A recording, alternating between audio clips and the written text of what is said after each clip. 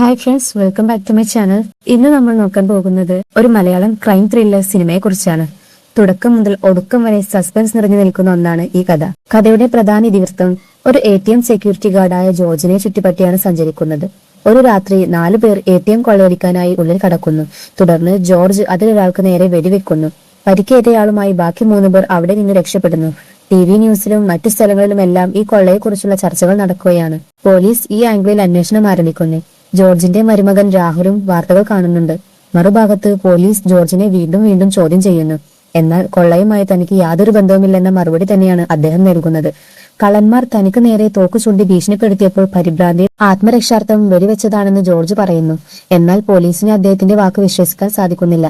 ATMലെ CCTVയിൽ നിന്നും വളരെ കുറച്ച് ഫോട്ടോകൾ മാത്രമാണ് പോലീസിന് ലഭിക്കുന്നത്. ഇതിന്റെ അടിസ്ഥാനത്തിൽ ജോർജ് കൃത്യമായ പ്ലാനിങ്ങോടെ തന്നെയാണ് ഇതെല്ലാം ചെയ്തതെന്നും എന്നാൽ ഇടയിൽ എവിടെയോ പിഴവ് സംഭവിച്ചതാണെന്നും പോലീസ് സംശയിക്കുന്നു. ജോർജിന്റെ വെടിയേറ്റയാൾ ഇപ്പോഴേക്കും മരിച്ചിട്ടുണ്ടാകും എന്ന് പോലീസ് പരസ്പരം സംസാരിക്കുകയാണ്.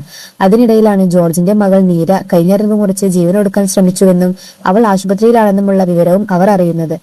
നിലവിൽ മീരയുടെ ജീവന് അപകടമൊന്നുമില്ലെന്ന് ഡോക്ടർ അറിയുന്നു.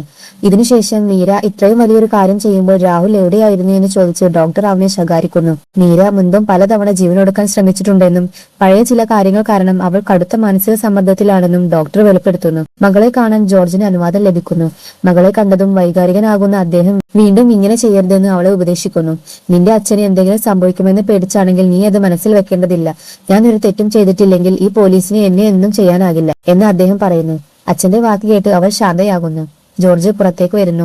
ഇതിനുശേഷം ചിത്രം ഫ്ലാഷ് ബാക്കിലേക്ക് പോകുന്നു. മകൾ മീരയെ കുട്ടിക്കാലം മുതൽ ഏറെ സ്നേഹിച്ച അച്ഛനായിരുന്നു ജോർജ്. രാഹുൽ അവരുടെ അയൽവാസിയായിരുന്നു. രാഹുലിന്റെ അച്ഛൻ അവനെ ഇടയ്ക്കിടെ തല്ലാറുണ്ടായിരുന്നു. എന്നാൽ ഓരോ തവണയും ജോർജ് അവനു വേണ്ടി സംസാരിക്കുമായിരുന്നു. ക്രമേണ ഇരു കുടുംബങ്ങളും തമ്മിൽ കടുത്ത സൗഹൃദത്തിലാവുകയും വീട്ടുവിശേഷങ്ങൾ പങ്കുവെക്കാൻ തുടങ്ങുകയും ചെയ്തു. ജോർജിന്റെ ഭാര്യ ഡ്രൈവിംഗ് പഠിക്കുകയായിരുന്നു. ഇരു കുടുംബങ്ങളും ചേർന്ന് ഒരു കാറും വാങ്ങി. ഒരു ദിവസം ജോർജ് വീട്ടുകിണർ വൃത്തിയാക്കുകയായിരുന്നു. ഭാര്യ മുകളിൽ നിന്ന് സഹായിക്കുന്നുണ്ട്. ആ സമയത്ത് രണ്ടാമത്തെ കുഞ്ഞിനെ വയറ്റിൽ ചുമക്കുന്ന രാഹുലിന്റെ അമ്മയ്ക്ക് പെട്ടെന്ന് പ്രസവവേദന വരുന്നു.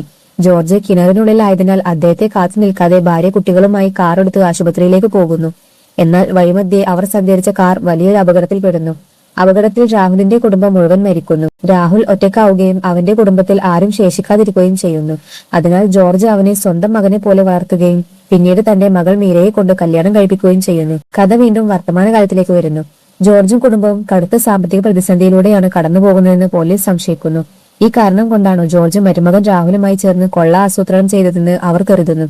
എന്നാൽ ജോർജ് ആ വാദം പൂർണ്ണമായി തള്ളിക്കളയുകയും അന്ന് രാത്രി നടന്ന സംഭവങ്ങൾ വിവരിക്കുകയും ചെയ്യുന്നു. അന്ന് തനിക്ക് ഡ്യൂട്ടിക്ക് പോകേണ്ടിയിരുന്നുവെന്നും മുൻപ് കൊണ്ടുപോയ കുട തിരികെ തരാൻ രാഹുൽ വന്നതാണെന്നും അദ്ദേഹം പറയുന്നു.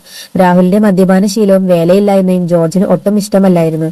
ഇതിനെ ചൊല്ലി ഇരുവരും തമ്മിൽ വലിയ തർക്കമുണ്ടാകുന്നു. അതിനുശേഷം ജോർജ് തന്റെ നൈറ്റ് ഡ്യൂട്ടിക്കായി ATMലെത്തി ദിനപത്രം വായിച്ചുകൊണ്ടിരിക്കുന്നു.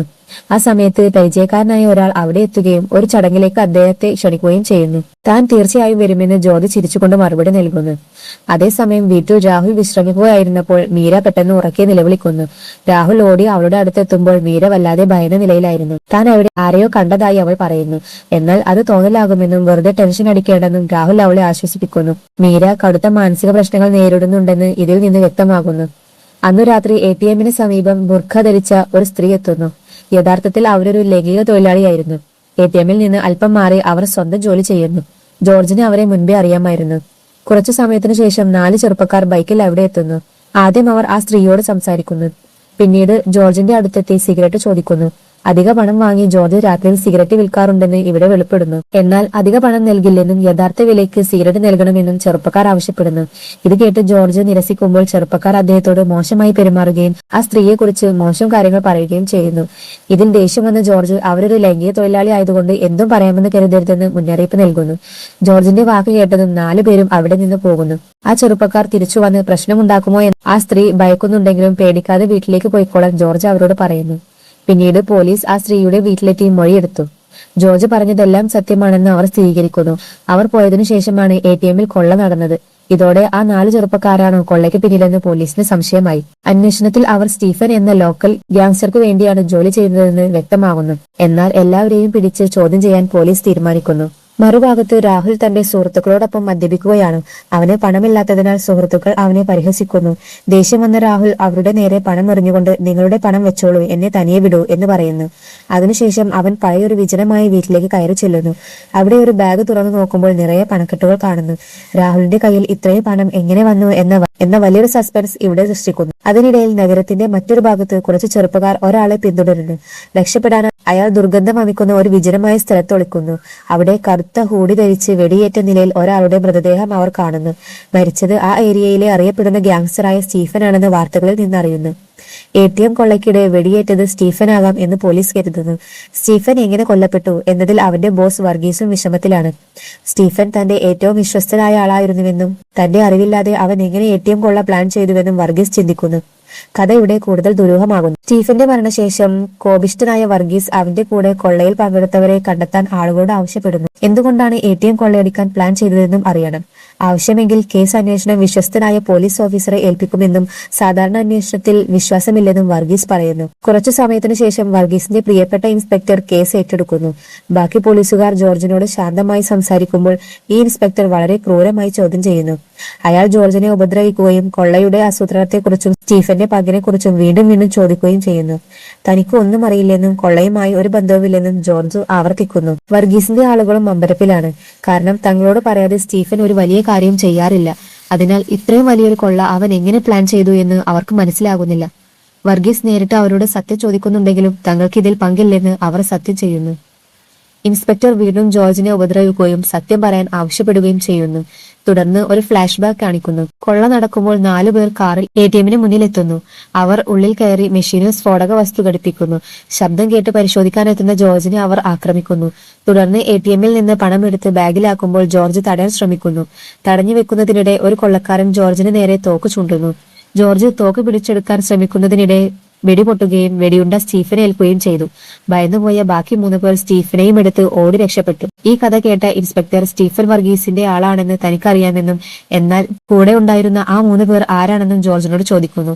താൻ അവരുടെ മുഖം കണ്ടിട്ടില്ലെന്ന് ജോർജ് മറുപടി പറയുന്നു. അതിനിടയിൽ രാഹുലും മീരയും ആശുപത്രിയിൽ നിന്ന് വീട്ടിലേക്ക് മടങ്ങുകയാണ്. വഴിയിൽ രാഹുലിന്റെ ഫോണിലേക്ക് തുടർച്ചയായി കോളുകൾ വരുന്നു. മീര കാണാതെ സംസാരിക്കാനായി വണ്ടി ഒതുക്കാൻ അവൻ ഡ്രൈവറോട് ആവശ്യപ്പെടുന്നു. പുറത്തിറങ്ങി സംസാരിക്കുന്ന അവൻ പണം തന്റെ കയ്യിൽ ഭദ്രമാണെന്നും കുറച്ചു ദിവസം കഴിഞ്ഞ് വീതിക്കാമെന്നും പറയുന്നു. ഈ സംഭാഷണത്തിലൂടെ കൊള്ളയിൽ രാഹുലും പങ്കാളിയായിരുന്നു എന്ന് വ്യക്തമാകുന്നു. ഫോൺ വെച്ച ശേഷം അവൻ സാധാരണക്കാരനെ പോലെ കാറിൽ കയറിയിരിക്കുന്നു. മറുഭാഗത്ത് ജോർജിനെതിരെ കൃത്യമായ തെളിവുകളില്ലാത്തതിനാൽ അഭിഭാഷകൻ മുഖേന അദ്ദേഹത്തിന് ജാമ്യം ലഭിച്ചു. സ്റ്റീഫന്റെ ആളുകൾ കടുത്ത ദേഷ്യത്തിലാണെന്നും സൂക്ഷിക്കണമെന്നും അഭിഭാഷകൻ മുന്നറിയിപ്പ് നൽകുന്നു. തുടർന്ന് ജോർജും രാഹുലും ബൈക്കിൽ വീട്ടിലേക്ക് പോകുമ്പോൾ സ്റ്റീഫന്റെ ആളുകൾ ആക്രമിക്കുന്നു. ബൈക്ക് മറിയുകയും അവർ ആക്രമിക്കുകയും ചെയ്യുമ്പോൾ രാഹുൽ ഒറ്റയ്ക്ക് പോരാടി ജോർജിനെ രക്ഷപ്പെടുത്തി കൊണ്ടുപോകുന്നു. വീട്ടിൽ മീര കടുത്ത വിഷാദത്തിലും ആശങ്കയിലുമാണ്. ഇതിനുശേഷം ആന്റണി എന്ന വൻ ഗ്യാങ്സ്റ്ററെ കാണിക്കുന്നു. അവൻ നിലവിൽ ജയിലിലാണ്. മുൻപ് വർഗീസിന്റെ ആളെ കൊലപ്പെടുത്തിയ കേസിലാണ് അവൻ ജയിലിലായത്. സ്റ്റീഫൻ അവന്റെ അനിയനാണ്. അനിയൻ കൊല്ലപ്പെട്ടതറിഞ്ഞ് ആന്റണി കോപാകുലനാകുന്നു. പ്രതികാരത്തിനിറങ്ങി വീണ്ടും ജയിലിലാകരുതെന്ന് അമ്മ അവനെ ഉപദേശിക്കുന്നു.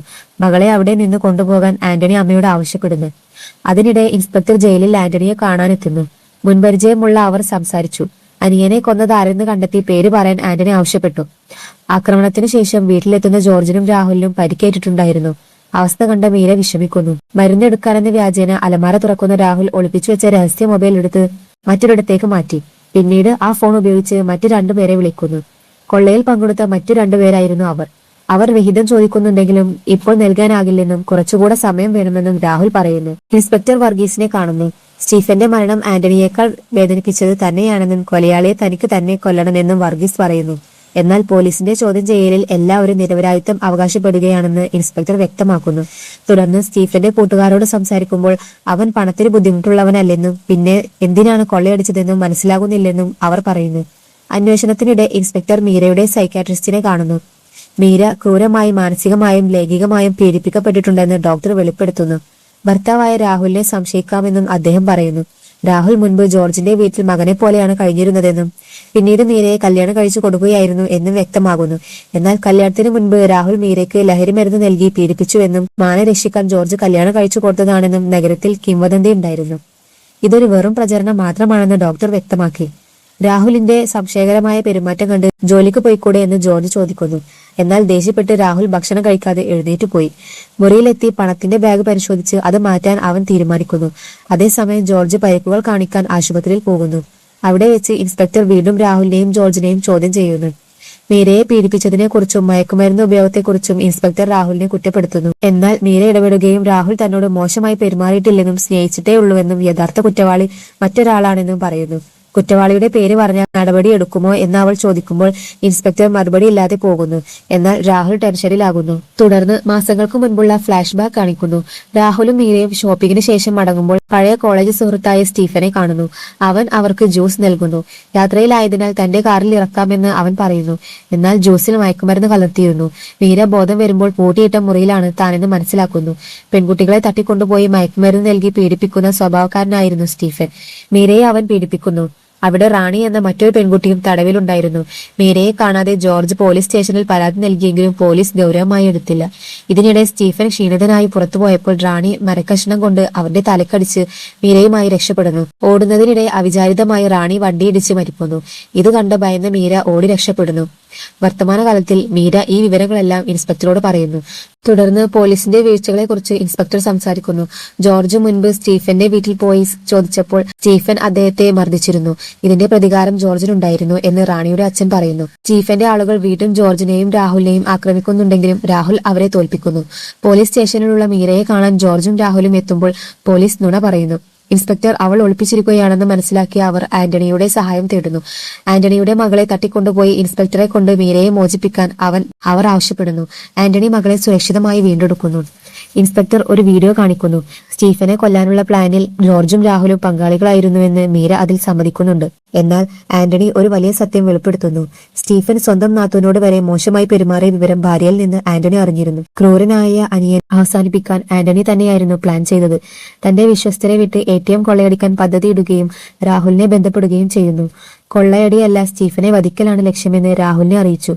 പ്ലാൻ അനുസരിച്ച് തോക്ക് ജോർജിന്റെ കയ്യിലെത്തിച്ച് ആത്മരക്ഷാർത്ഥം വെടിവെച്ചതാണെന്ന് വരുത്തി തീർത്തു. അങ്ങനെ സ്റ്റീഫൻ കൊല്ലപ്പെട്ടു. എല്ലാ സത്യവും മനസ്സിലാക്കിയ ഇൻസ്പെക്ടർ മീരയെ മോചിപ്പിക്കുന്നു. മീര ആന്റണിയോട് നന്ദി പറയുന്നു. പഴയ കാര്യങ്ങൾ മറന്ന് പുതിയ ജീവിതം തുടങ്ങാൻ അവൻ അവളോട് ആവശ്യപ്പെടുന്നു. രാഹുൽ മദ്യപിച്ചിരുന്നത് മീരയ്ക്ക് സംഭവിച്ച ദുരന്തത്തിന്റെ വേദന മറക്കാനായിരുന്നു എന്ന് വ്യക്തമാകുന്നു. എല്ലാവരും പ്ലാനിനെ കുറിച്ച് അറിഞ്ഞിരുന്നെങ്കിലും മാസ്റ്റർ മൈൻഡ് ആന്റണി ആയിരുന്നു എന്ന് അവസാനം വ്യക്തമാകുന്നു. അങ്ങനെയാണ് ഈ സിനിമ അവസാനിക്കുന്നത്. അടുത്ത വീഡിയോയുമായി വീണ്ടും കാണാം. അതുവരേക്കും ബൈ.